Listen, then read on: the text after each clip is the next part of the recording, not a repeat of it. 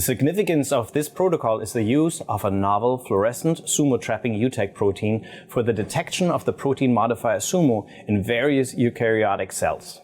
The main advantage of this technique is a straightforward protocol for the antibody-free detection of Sumo in a variety of cells, including mammalian tissue culture and nematode gonads.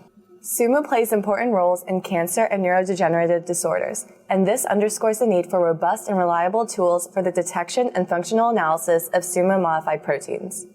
Because Sumo is highly conserved, the fluorescent Sumo-trapping UTAG protein can be used to label conjugated Sumo in many different organisms. This video demonstrates its use in mammalian cells.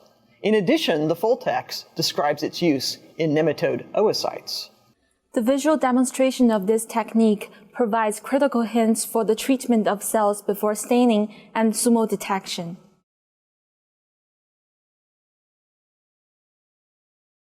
To begin, grow tissue culture cells of choice on 22 mm round cover slips in 6-well TC plates until 70 to 80% confluent.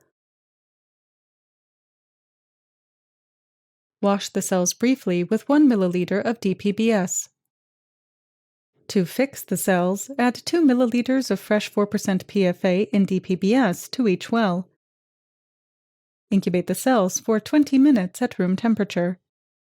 Wash the fixed cells 3 times for 5 minutes in 1 milliliter of DPBS while nutating the plate.